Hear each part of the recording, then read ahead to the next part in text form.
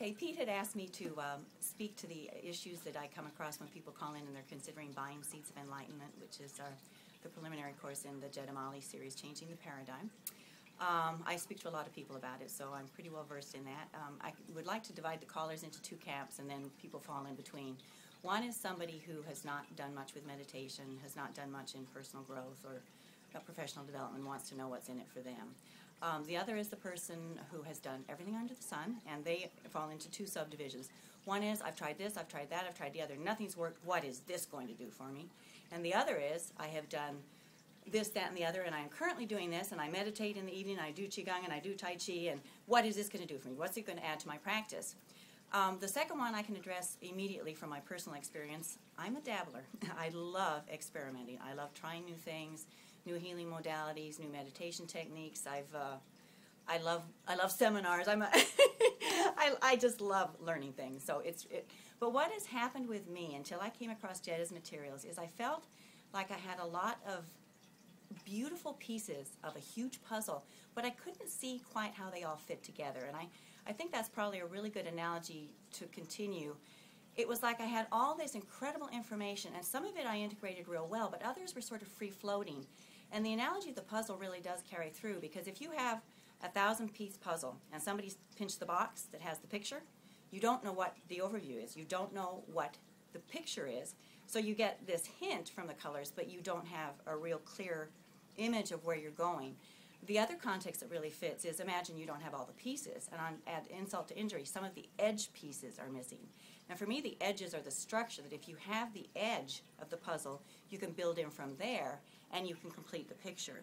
So what Jed did for me was she gave me the overview, and she gave me the structure. And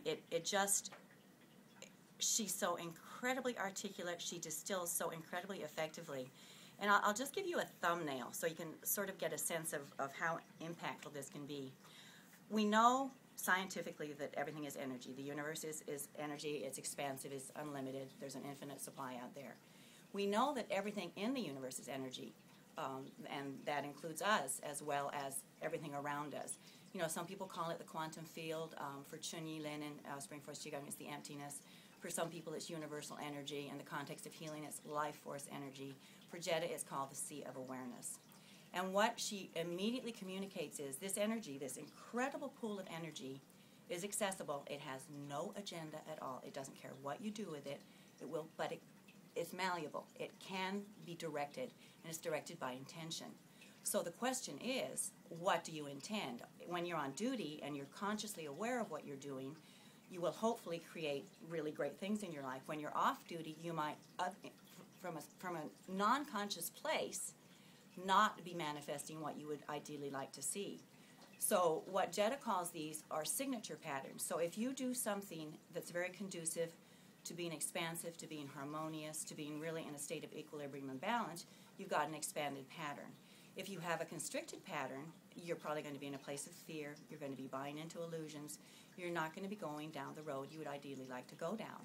Now, the thing to remember is this is so empowering because it's your choice. The universe doesn't care. It has this incredible, you have this resource, you have ready access by being conscious in the present moment of what you're doing with it. I mean, it's just a phenomenal feedback loop. And the signature pattern is like the universe just standing there, tapping you on the shoulder if you're in a contracted pattern, going, I notice you're not feeling so good. This may not be the road you want to go down. I mean, it's up to you. I don't care. You can do what you want. But you might want to diverge, take that next detour. So it's just this so simple, and it's such an awesome course correction tool. And of course, there's a couple of ramifications from this.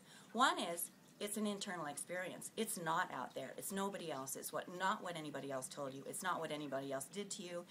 You don't need any of that. You simply go inside and you experience your internal environment and see what's going on. The other thing is, of course, that because it's yourself, you not only don't have to be reliable on others, but you don't have to.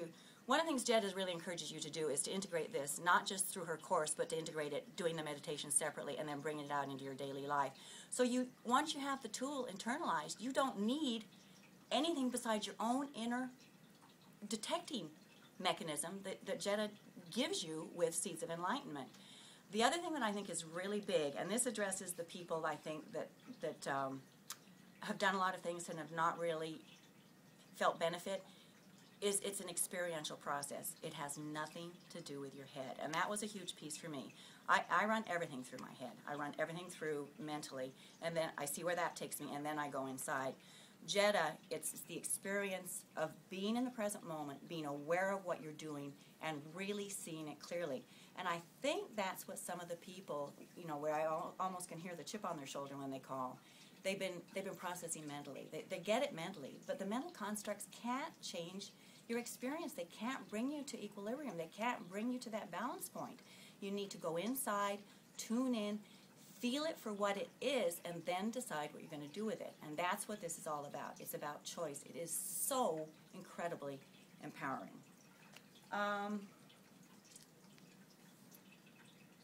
For first-time people that don't do this much, I'd like to dispel. Some people have this connotation of meditation as something where you have to twist up like a pretzel and sit in some austere surroundings and be uncomfortable.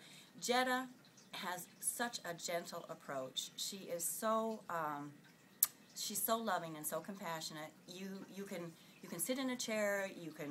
We have people that lay down and do this. Just make sure your spine is aligned, and she doesn't leave you in silence. This is to me a guided visualization almost. She guides you, and she leads you to see what is inside you.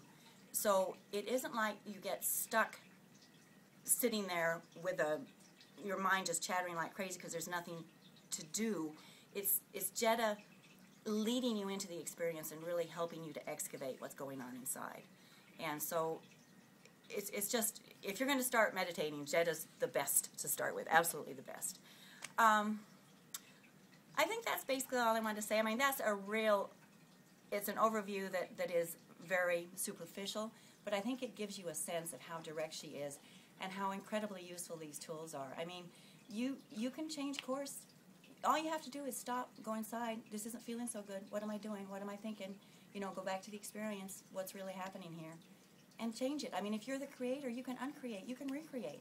Yeah, the power is all with you. So to me, it's just, I don't know, she burnishes the lamp and you kindle the flame. And again, even if you're just doing this for yourself, that's awesome. But I think what tends to happen with people that follow Jetta's teaching is you become a beacon.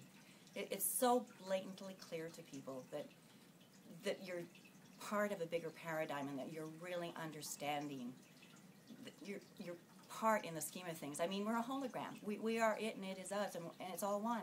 And it's just this incredible unified, it's just a glorious place to be. It's just glorious.